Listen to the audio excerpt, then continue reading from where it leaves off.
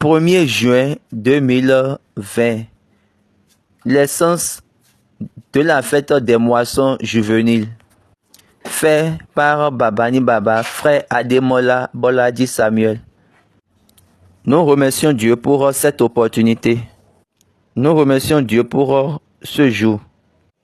Je lui serai reconnaissant pour tout ce qu'il nous a fait.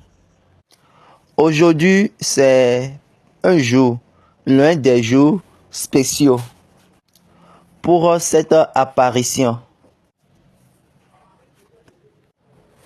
Et de là, nous avons l'occasion d'en discuter de quelque chose qui concerne ou qui touche notre vie.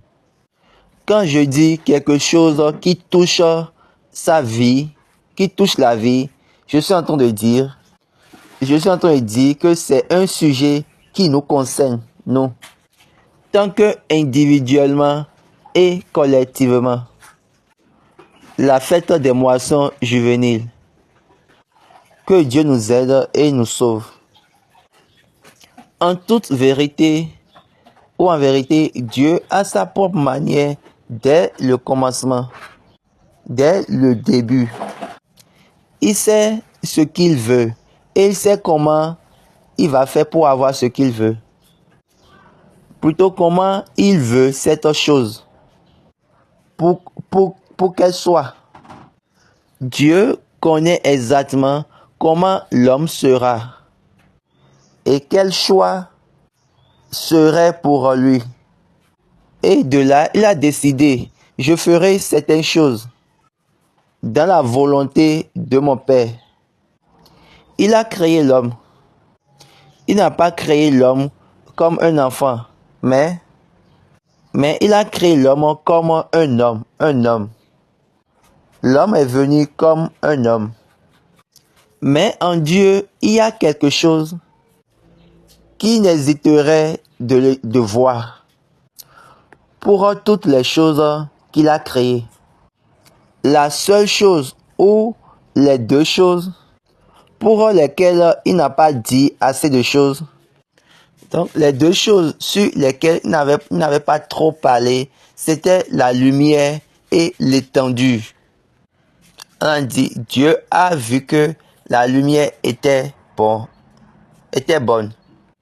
Et il n'a même pas béni. Il a juste appelé la lumière jour et la nuit les ténèbres. Et dans l'étendue par laquelle il a séparé les eaux des eaux. Et il a également dit que c'est bon. Quand il a commencé par dire aux eaux de venir ensemble et de faire sortir, en voulant faire sortir la terre. Et quand on a la terre, quand les zèbres, les plantes se sont sortis de la terre, il a commencé par bénir. Donc, à partir de ce moment, c'est comme un commerce. C'est dans le commerce de la reproduction. De produire ou de donner naissance que la terre produise de la verdure, que l'eau remplisse. De là, Dieu a commencé par dire ses intentions. Et il a commencé par travailler suivant une ligne de reproduction. Maintenant, quand il a créé l'homme, quand il a donné naissance à l'homme, il les a créés en tant que mâle et femelle. Il les a créés de cette manière que ces bénédictions seront à eux. Et de là, il les a dit, soyez féconds, multipliez et remplissez la terre. La fécondité en l'homme, c'est donner naissance aux enfants. C'est d'avoir des enfants. La multiplication dans l'homme, c'est d'être continuel. Et la continuité par la génération, de la génération. La continuité de la génération. En laissant d'héritage, la génération ancienne va laisser d'héritage aux enfants. et de là, eux-mêmes seront féconds. Soyez fécond veut dire, toi, il faut donner des enfants, c'est-à-dire donner naissance aux enfants. Multiplier. La multiplication, c'est de donner, c'est de laisser l'héritage de l'essence de l'être pour qu'il soit toujours continuel. C'est pourquoi on a dit à Abraham, je te bénirai et je multiplierai ta postérité. Toi et ta postérité. Ta postérité est l'essence de ton existence. L'essence de ton existence sera également multipliée et remplira la terre. Remplir la terre, ça veut dire toutes choses qui vont prendre, seront convergées vers eux.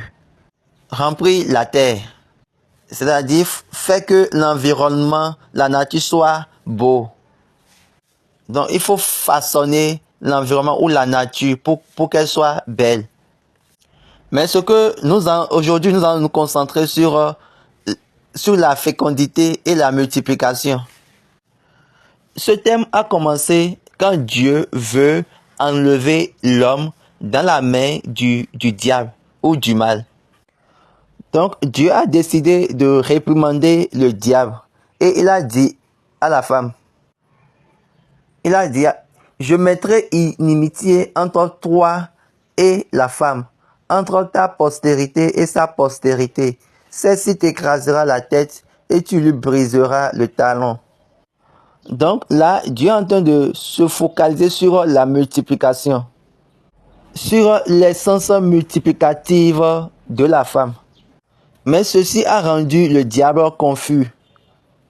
Comment serait-il possible? Comment la mort va donner de postérité?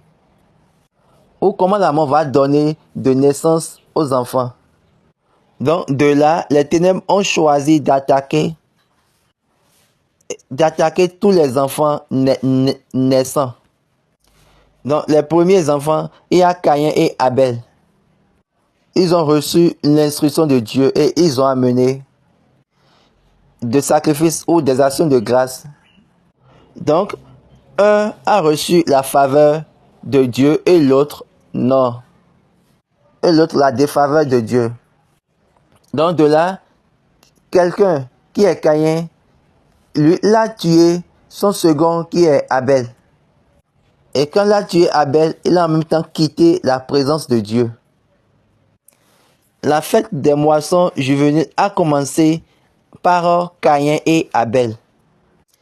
Ils étaient des juvéniles dès le commencement. Et en Dieu n'a pas dit à Abraham d'amener, à Adam plutôt, d'amener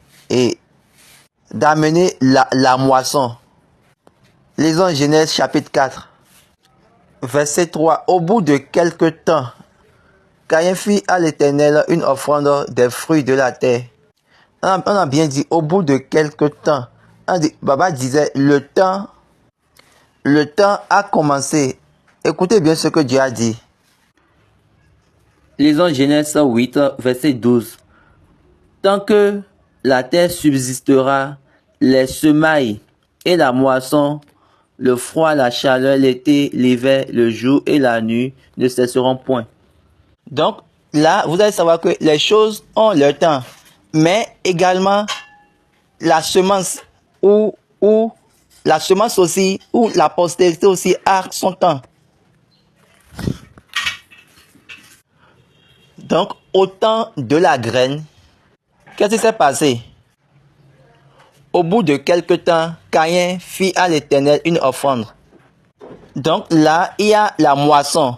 Ils sont appelés pour la moisson. L'appel à la moisson. Pour l'appel à la moisson, Dieu les a donné des instructions. Ainsi, ils sont appelés pour la moisson. Donc, en ce moment, Adam et Ève n'étaient pas là.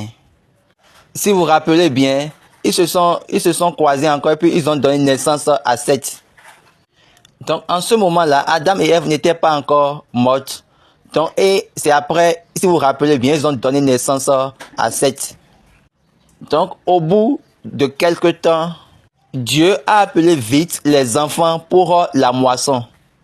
Et de là, nous allons commencer par suivre bien l'ordre. Les parents ont péché, ont offensé Dieu.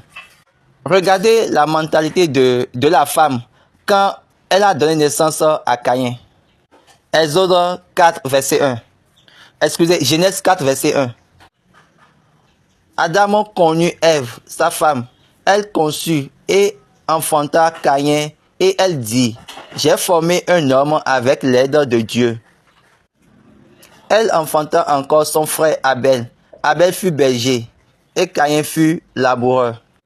Donc Abel aussi a son interprétation, sa signification.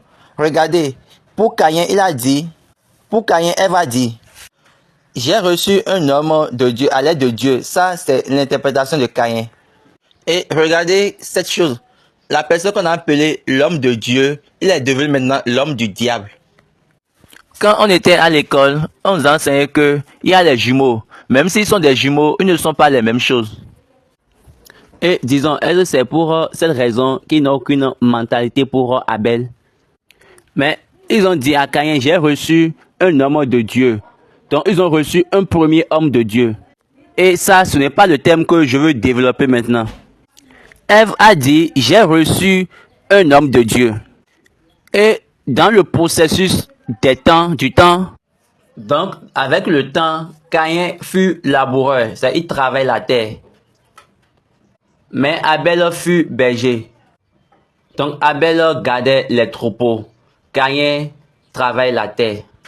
Et au bout du temps, la première moisson pour laquelle Dieu a appelé, c'est la moisson des enfants. Adam était là, Ève était là, mais Dieu ne voulait récupérer aucune chose d'eux. Mais la première fois, est-ce que vous savez quand Dieu dit la première fois, ce que ça signifie? Hébreux chapitre 11 nous a dit, verset 4. C'est par la foi qu'Abel offrit à Dieu un sacrifice plus excellent que celui de Caïn. C'est par elle qu'il fut déclaré juste, Dieu approuvant ses offrandes, et c'est par elle qu'il parle encore, quoique mort. Donc, Baba disait, donc par la foi, Abel a offert plutôt. Dieu, c'est un Dieu juste. Dieu avait dit que la foi vient de ce qu'on entend. Et ce qu'on entend vient de la parole de Dieu. Donc, Dieu a parlé. Donc, savez ceci, Dieu n'a pas parlé uniquement à Abel. Dieu a parlé aux deux. Il a parlé à Abel et à Caïn. Apportez-moi de sacrifice. Apportez-moi un sacrifice, ce que moi je veux. Là, il faut noter cette chose. Quand vous allez dans Lévitique et vous voyez comment Dieu a parlé des sacrifices et actions de grâce, des offrandes, comment il a mis l'ordre, comment il a établi l'ordre des sacrifices. Il a bien dit, ceci pour telle chose, ceci pour la victime, ainsi de suite, ainsi de suite. Ceci pour la paix, ceci pour telle chose. Donc, il a fait selon son schéma. Donc, Dieu, c'est un Dieu spécifique. Dieu, c'est un Dieu de la spécification. Donc, il a appelé les deux, Caïn et Abel. Pourquoi on a dit que Abel a fait par la foi? Parce que Abel a écouté Dieu. Mais Caïn, lui, il a amené selon son cœur. Il a dit, par exemple, comment je serai laboureur et je vais amener et j'irai chez Abel pour prendre un bébé pour venir donner ça à Dieu. Moi, je ne suis pas intéressé. C'est Caïn qui parlait ainsi. Donc, c'est ce que moi, je vais faire ça. C'est ce que je ferai. Je vais amener ce que j'ai. Et si tu ne veux pas prendre, c'est ton affaire. Action de grâce à Dieu. Toute chose que vous voulez amener pour la moisson, ce n'est pas à vous de décider. C'est à Dieu de déterminer ce que tu dois amener. Regardez, c'est la première moisson. Hébreu nous a dit, par la foi vient de ce qu'on entend, et ce qu'on entend vient de la parole de Dieu. Hébreu 4 nous a dit que c'est pas la foi qu'Abel offrit à Dieu un sacrifice plus excellent que celui de Caïn. Qu'est-ce que cela signifie?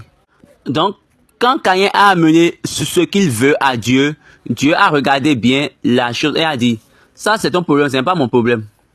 Et il a dit à Abel, toi je t'accepte à cause de ton obéissance.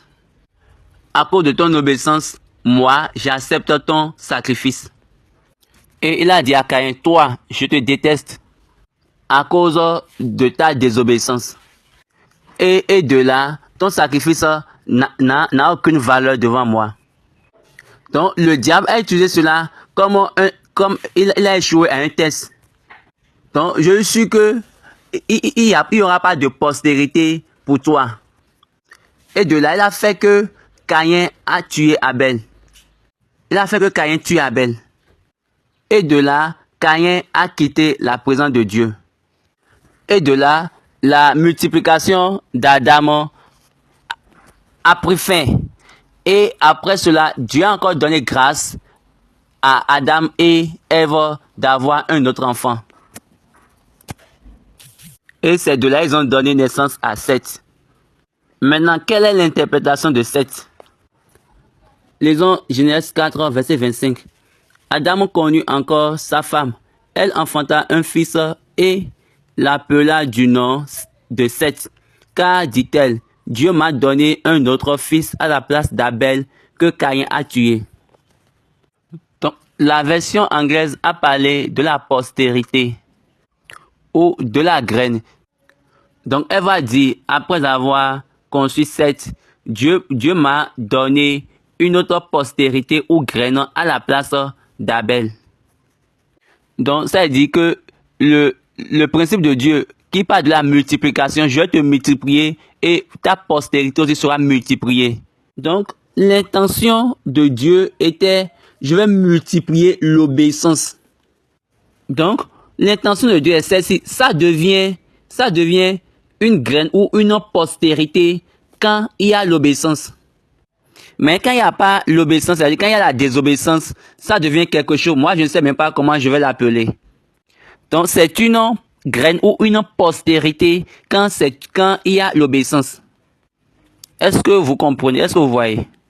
Donc, c'est pourquoi il a dit, au bout de quelque temps, le temps de la graine, le temps pour la graine, quand je parle du temps de la graine, ou bien du temps de la postérité, là, mettez dans votre tête que je suis en train de parler de la graine. La graine. Et la graine représente, l'être est représenté par la graine.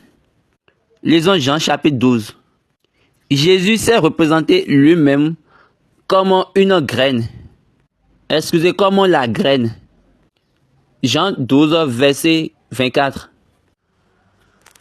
En vérité, je vous le dis, si le grain de blé qui est tombé en terre ne meurt, il reste seul. Mais s'il meurt, il porte beaucoup de fruits. Regardez comment Jésus est en train de définir la chose. Regardez Jésus-Christ, il est en train de faire une différenciation. Il y a le grain, il y a les grains tachés. Il y a le grain de blé. Le grain de blé, c'est le grain de l'obéissance. Le grain taché, c'est celui de la désobéissance. Et ça représente les enfants de la désobéissance. Maintenant, quand le grain de blé tombe par terre, quand il tombe en terre, ne meurt, il reste seul. Mais s'il meurt, il porte beaucoup de fruits. Donc, s'il meurt, il produit maintenant plusieurs grains.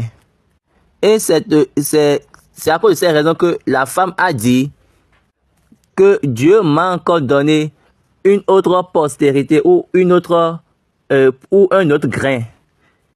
En anglais, seed est représente à la fois postérité, grain, graine, semence.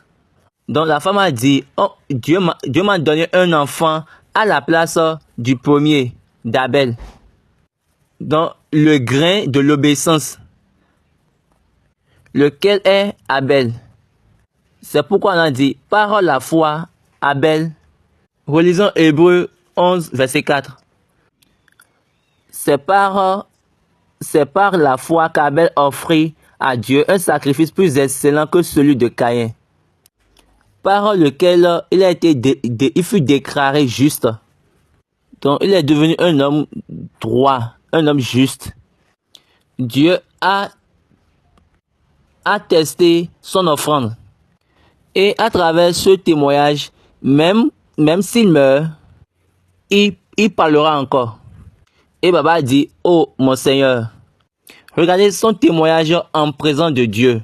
Si vous n'avez pas de témoignage en présence de Dieu, Dieu ne peut pas attester votre obéissance.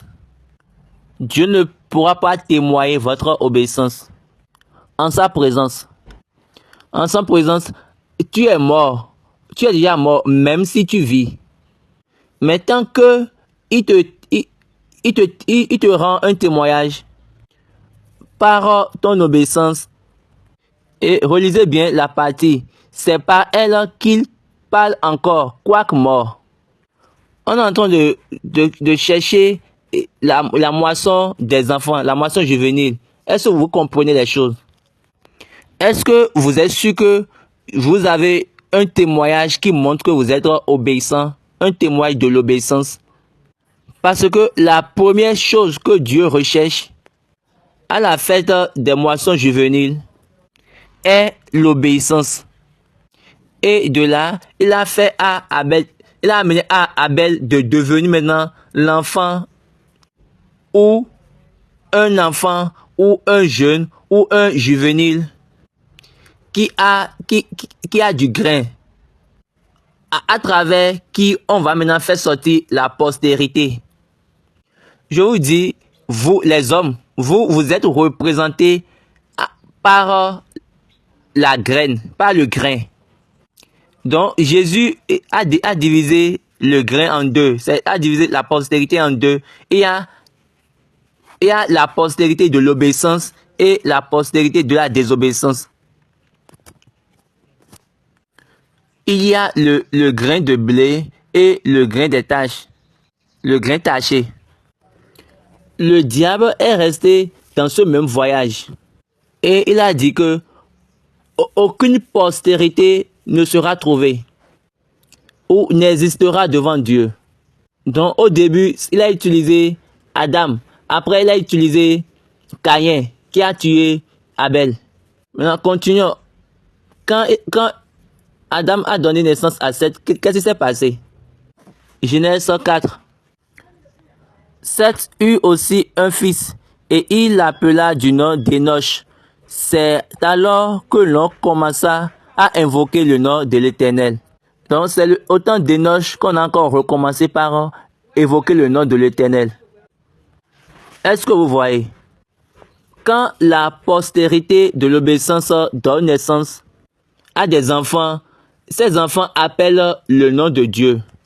C'est-à-dire qu'on leur transfère Dieu. Est-ce que vous comprenez? Regardez, cette était la semence, cette était la graine qui a remplacé celle d'Abel. Et de là, quand ils ont donné naissance à Enoch, la Bible a dit que les hommes ont commencé par appeler le nom de l'Éternel. Lisez encore. Comme ils ont donné naissance à Enoch, la postérité de l'obéissance, quand la postérité de l'obéissance est née en même temps, ils ont commencé par appeler le nom de l'Éternel. Donc la génération de Seth est devenue la génération des enfants de Dieu, des fils de Dieu. N'oubliez pas, toujours au même chapitre 4, Genèse 4, quand Caïn a quitté la présence de Dieu, qu'est-ce qui s'est passé? Le verset 16 de Genèse 4. Puis Caïn s'éloigna de la face de l'Éternel. Il habita dans la terre de Nod, à l'orient d'Éden. Caïn connut sa femme, elle conçut et enfanta Enoch. Il bâtit ensuite une ville et il donna à cette ville le nom de son fils Enoch. Vous voyez, Caïn a donné naissance à Enoch. Seth a donné naissance à Enoch. Abel a donné à son, Seth a donné à son fils le nom d'Enoch, alors que Caïn a donné à son fils le nom d'Enoch. Et Baba disait, quelle est cette affaire-là? Donc le diable sait ce qui est à vous. Vous pouvez imaginer. Est-ce que vous pouvez imaginer si Abel avait un enfant, comment on va appeler son nom? Les noms sont similaires, ce qui montre qu'ils ont quitté les mêmes entrailles. Mais le diable savait ce qu'il voulait. Seth a commencé par donner naissance aux enfants d'obéissance. Tandis que Caïn, de son côté, a commencé par donner naissance aux enfants de la désobéissance. Les enfants de Seth ont commencé par se multiplier. Donc, le diable avait, les enfants de Caïn, le diable avait besoin de quelque chose pour pouvoir polluer. Et parce que le diable sait que tant que les enfants de Dieu vont évoluer dans l'obéissance, si les enfants de Dieu restent dans l'obéissance, ça veut dire quoi? Ce qu'il avait fait, ce que le diable avait fait à Éden, dans le jardin d'Éden, va prendre fin. Donc, il avait besoin de se marier à eux. Il avait besoin d'introduire quelque chose en eux. Mais allons dans Genèse verset 6. Genèse chapitre 6 plutôt. Lorsque les hommes eurent commencé à se multiplier sur la surface de la terre et que des filles leur furent nées, les fils de Dieu virent que les filles des hommes étaient belles et ils en prirent pour femmes parmi toutes celles qu'ils choisirent. Donc l'intention du diable, c'était de polluer les grains de Dieu, le grain de Dieu. Autrement dit, pour incorporer la désobéissance dans les enfants de Dieu. Introduire la désobéissance dans la nature de l'obéissance ou dans la race de l'obéissance. Quand les fils de Dieu, ils ont vu les filles des hommes, ils ont vu les filles de la désobéissance. Il y a des gens, certaines histoires qui parlent des anges à ce niveau. Certaines personnes parlent des anges à ce niveau. Ici, ce n'est pas affaire d'anges. Parce que Hébreux chapitre 1 nous a dit, lequel des anges, Dieu a dit, je suis leur Père. Hébreux 1 verset 5. Car auquel des anges, Dieu a-t-il jamais dit, tu es mon fils, je t'ai engendré aujourd'hui, et encore je serai pour lui un père, et il sera pour moi un fils. Donc Dieu n'a jamais été le père d'un ange, de n'importe quel ange. Il y a d'autres personnes qui disent qu'il y a les anges fils, ou bien les anges enfants. Il n'y a qu'un ange enfant ou fils en Dieu, ni dans les cieux, ni sur la terre, excepté le diable que Dieu a déjà fait tomber. Ici, on est en train de parler. Maintenant, Dieu est en train de parler des hommes maintenant. Les enfants, les fils de l'obéissance et les fils de la désobéissance. Là, c'est le deuxième niveau. C'est le deuxième niveau que le diable a encore touché son plan. Donc, la mentalité du diable était, je ferai ça pour pouvoir bien tuer les enfants de Dieu. Donc Dieu l'attendait. Qu'est-ce que Dieu a dit dans Genèse chapitre 6? Et alors l'Éternel dit, mon esprit ne restera pas à toujours dans l'homme, car l'homme n'est que chair, et ses jours seront de 120 ans. Donc au temps de leur père, ils ont 600 ans, 700, 800. Maintenant, vous, Dieu a divisé et a réduit à cause des mariages mixtes. Quelle vie malheureuse.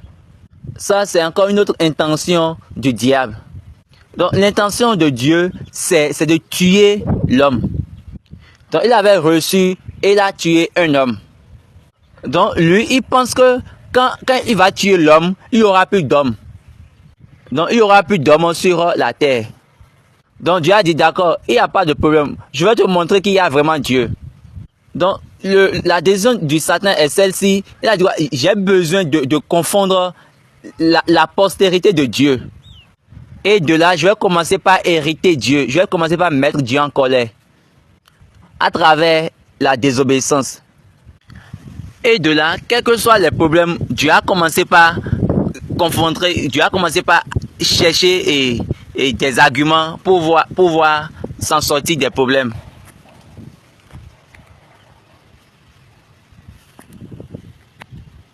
Vous savez que Dieu est Dieu et il connaît le plan.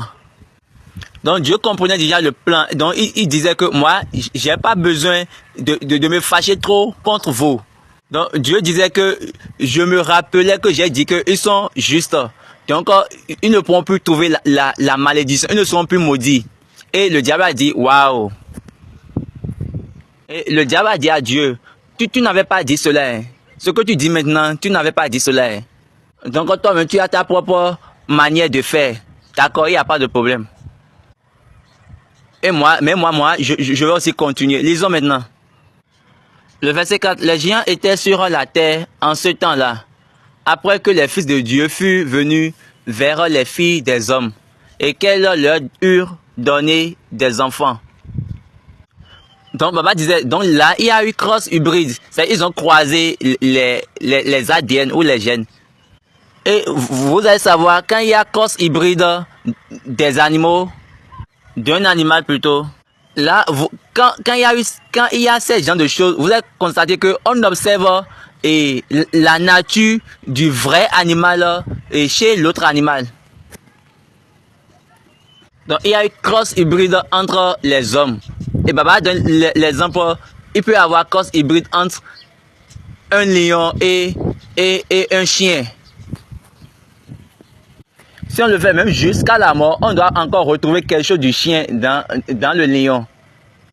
Quand les enfants de l'obéissance ont commencé par se croiser avec les enfants de la désobéissance, et ils ont mis leur grain dans les filles de la désobéissance. Donc, ils auront maintenant des natures déformées, des enfants de l'obéissance. Donc, la postérité ou la semence de l'obéissance ne pourra plus être continuelle. Ça, c'était le plan du diable.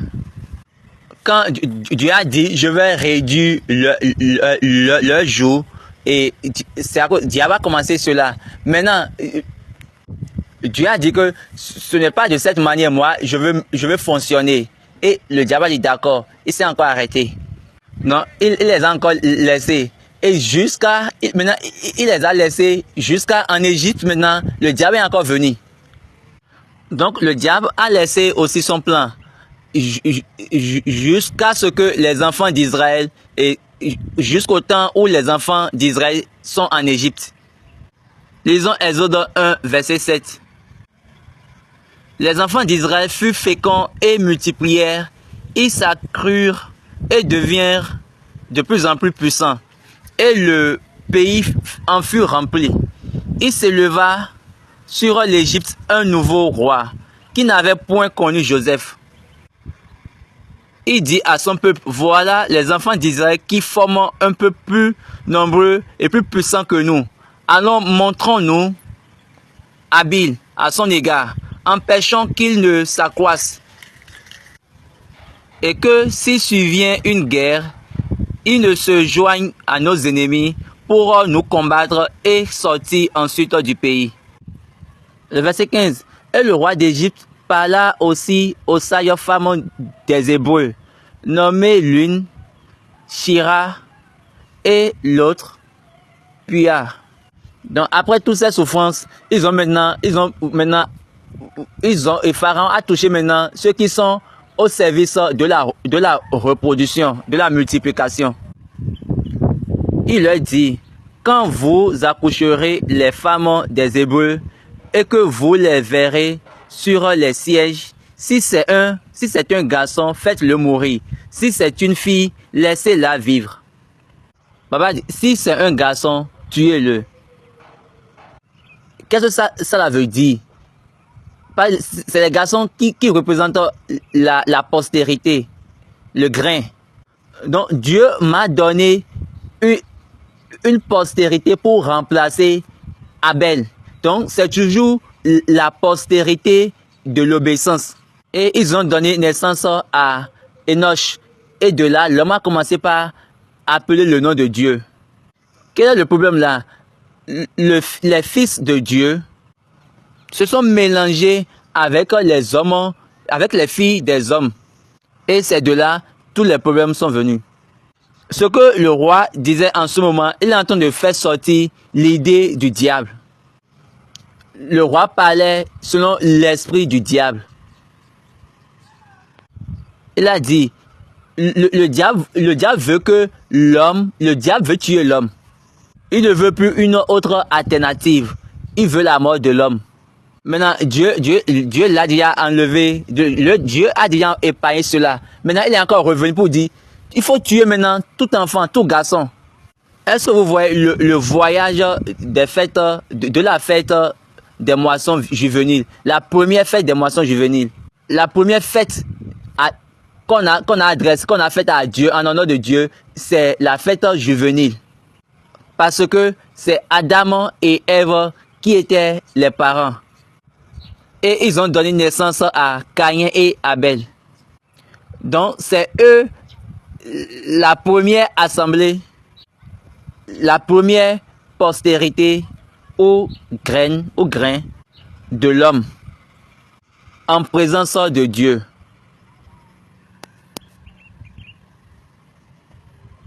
Et Dieu les a appelés à la moisson des grains, mais à la moisson du grain. Premièrement, il a appelé le grain ou bien les fruits. Le fruit qui a de la postérité. Donc, au temps des enfants d'Israël, le diable a dit, si vous voyez un garçon, il faut le tuer. Mais quand vous voyez les filles, il faut les laisser. Parce que quand les fils des hommes vont se marier avec les filles de Dieu ou les filles de l'obéissance, qu'est-ce qui va se passer? Les filles de l'obéissance vont se soumettre aux hommes, aux fils de la désobéissance. Mais quand les fils de Dieu vont se marier avec les filles des hommes, les filles des hommes doivent normalement se soumettre. Mais non, c'est faux. C'est pourquoi Dieu étant averti, il a déjà dit cela aux enfants d'Israël. Deutéronome chapitre 7, à partir du verset 3. Tu ne contracteras point de mariage avec ces peuples. Tu ne donneras point tes filles à leurs fils. Et tu ne prendras point leurs filles pour tes fils. Car ils détournaient de moi tes fils, qui servaient d'autres dieux. Et la colère de l'Éternel s'enflammerait contre vous. Et la colère de l'Éternel s'enflammerait contre vous. Il te détruirait promptement. Donc Dieu ne veut aucune relation entre les fils de Dieu et les fils de l'homme. Dieu a bien dit, ne donne pas tes filles à leurs fils. Les filles de Dieu ne devaient pas être données aux garçons. Les filles de Dieu ne devront pas être données aux fils des hommes. De même, il ne faut pas amener leurs filles en mariage avec tes fils. Donc il y a deux choses là. Tes filles plutôt seront soumises. Maintenant, les filles des hommes ne vont pas être soumises à tes fils. Parce qu'ils vont maintenant, elles vont les corrompre. Maintenant, quand tu vas donner tes filles à leurs fils, leurs fils vont opprimer tes filles. Ils vont les obliger à avoir leur mentalité, à avoir leur conscience. De même, ne prends pas leurs filles n'amène pas leur fille à se marier avec tes fils. Sinon, ils vont maintenant embrouiller tes fils plutôt. Et ils vont jouer avec tes fils. Elles vont jouer avec tes fils. Regardez bien Dieu. Dieu a pu bien séparer les choses. Il sait que quand tu vas donner tes filles à leurs fils, automatiquement, tu as perdu tes filles. Maintenant, si tu amènes leurs filles à tes fils, ils vont détourner tes fils à leur suivre pour servir ou adorer un autre Dieu. Et Dieu serait en colère contre toi. Oh, waouh! Donc, ils ont appris la décision. Là, ils ont dit maintenant de tuer tous les garçons. Mais les 5 femmes, elles n'ont pas tué. Elles ont toujours trouvé des raisons. Revenons à Exode 1, verset 17. Mais les 5 femmes craignirent Dieu et ne firent point ce que leur avait dit le roi d'Égypte. Elles leur laissèrent vivre les enfants. Le verset 20. Dieu fit du bien aux 5 femmes et le peuple multiplia et devint très nombreux. Donc les 5 femmes étant sages, elles n'ont pas suivi l'ordre de Pharaon. Et est-ce que vous comprenez? Pour le même pays Israël, Dieu a dit, faites attention, je ne veux pas que vous mettez d'alliance entre vous et les filles ou bien les fils des hommes. Plusieurs se sont mariés et ils ont perdu Dieu. Regarde, le mariage, c'est l'intention de Dieu. C'est à Dieu de vous donner qui vous devez marier. Même certains parmi vous, même si c'est Dieu qui vous a donné votre femme ou bien c'est Dieu qui vous a donné votre mari. Et si vous voulez être toujours à Dieu, vous avez besoin, quand la femme fait quelque chose pour détourner l'homme, ou bien pour séduire l'homme, donc ça veut dire que la semence des filles des hommes est en vous. Ceci, ce n'est pas quelque chose que nous allons prier contre. C'est quelque chose que nous devons examiner. C'est une examination que nous allons faire. Toi, vous êtes femme. Ou toi, tu es une femme.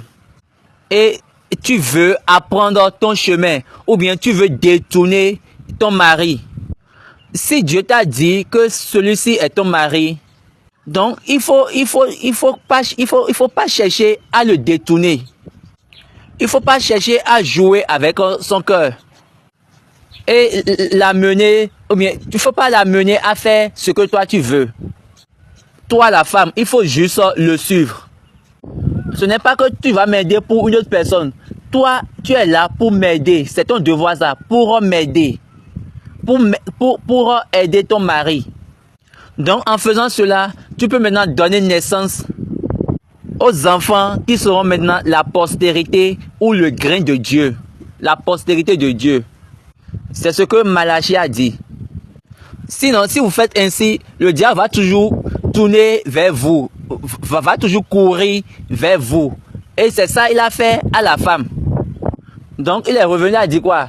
Il faut en même temps tuer l'homme dès qu'il est enfant. Avant qu'il ne devienne maintenant fils. Donc ce qui s'est passé en Égypte, au temps de Jésus-Christ aussi, ça s'est passé également. Lisons Matthieu. En même temps que Hérode a appris que le roi est né, il y a eu de troubles. Donc il a vu les hommes sages, les sages. Ce n'est pas les sages de Jérusalem, mais c'est les sages de l'Est. Il les a dit, quand vous irez là-bas, revenez et donnez-moi l'information. Lisons Matthieu chapitre 2. Matthieu 2, verset 16. Alors Hérode, voyant qu'il avait été joué par les mages, se mit dans une grande colère et il envoya tuer tous les enfants de 2 ans et au-dessous qui étaient à Bethléem et dans tout son territoire, selon la date dont il s'était soigneusement enquis auprès des mages. Donc, vous avez appris qu'il y a un enfant qui a été né, qui est né plus tôt. Donc, il faut tuer tous les enfants.